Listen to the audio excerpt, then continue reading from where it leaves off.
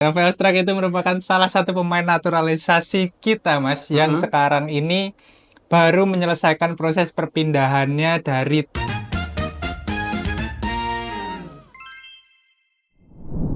Halo rakyat YouTube sekalian, selamat datang kembali di channel BB News. Tepatnya teman-teman sedang ada di segmen BB Sport bersama saya, orang yang nggak tahu bola, yang ini Faisal. Dan Saya Alan.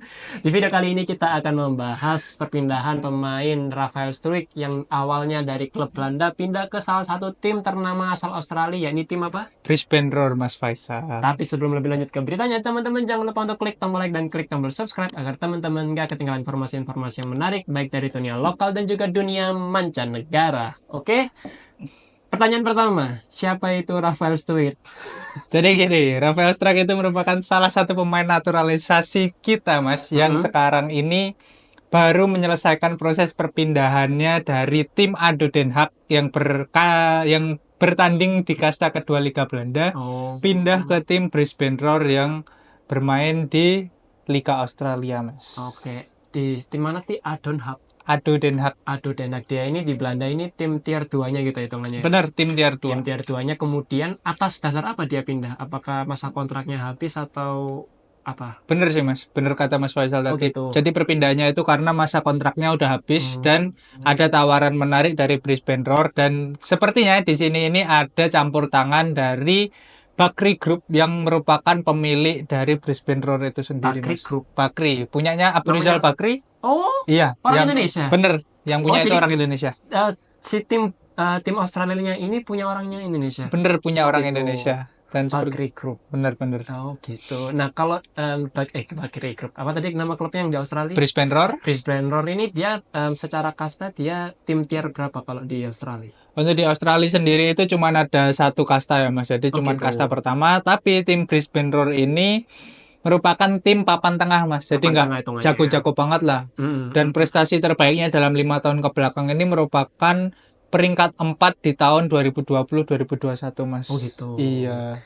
Kalau si Rafael Struijk ini dia itu setahu saya juga pemain timnas senior ya. Bener, pemain Dia timnas itu tapi senior. di posisi apa? Dia itu posisinya itu versatile sih, antara striker bisa dan juga sayap itu juga bisa, Mas. Oh gitu. Bener. Tapi dominan biasanya ada di mana? Biasanya sih kalau di strateginya Sinteyong timnas Indonesia itu Rafael Struijk bermain di posisi sayap, Mas, untuk gitu. bisa menjadi pemain pembuka ruang, Mas. Jadi gitu. Oh gitu ya.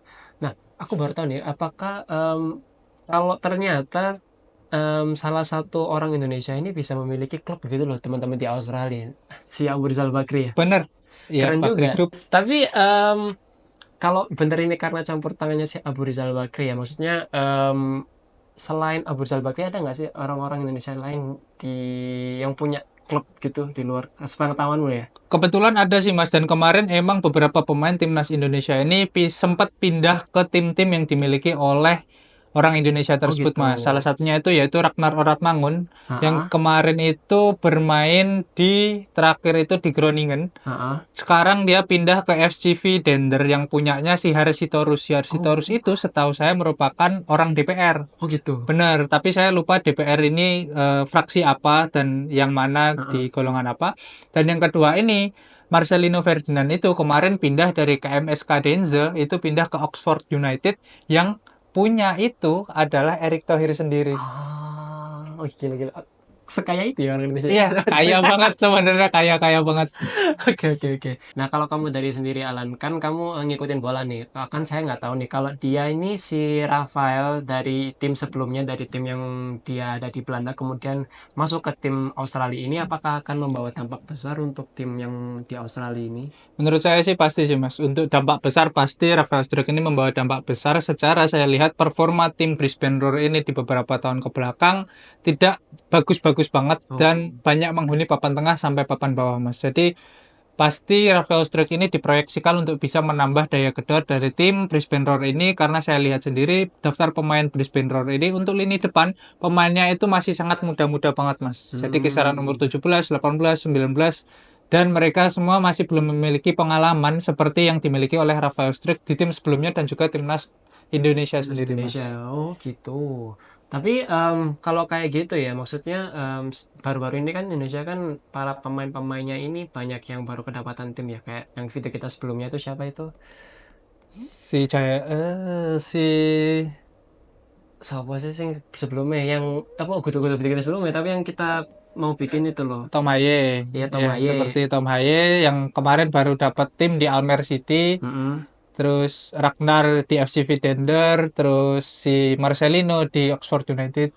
Itu apakah juga apa ya? Karena sebelumnya kan kita kalau ngomong sama Bung Jaka kan kepindahan atau kepemilikan kalau misalkan salah satu pemain kita ini ikut ke dalam sebuah klub atau ke dalam sebuah tim itu juga akan berpengaruh ke dampak hasil atau timnas kita gitu ya. Itu tuh maksudnya gimana sih? Dampak apa gitu yang bisa dibawa gitu. Kalau orang yang sebelumnya tidak join ke suatu tim, akhirnya join ke satu tim itu akhirnya bisa tahu.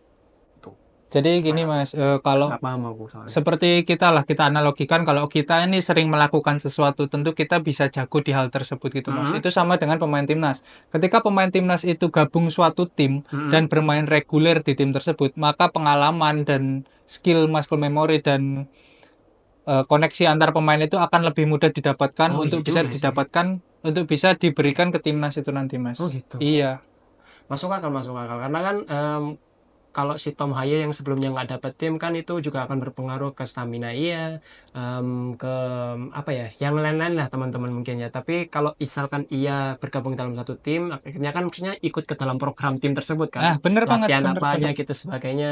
Mungkin itu juga akan bisa membawa dampaknya ke timnas Indonesia kita juga nih. Benar, dan hal itu juga yang diinginkan oleh Rafael Struijk pastinya karena di tim sebelumnya yaitu Ado Den Haag, dia ini nggak banyak mendapatkan menit bermain gitu Mas. Oh, Jadi menurut saya itu merupakan pilihan yang benar untuk bisa pindah ke Liga Australia, terutama ke Brisbane Roar.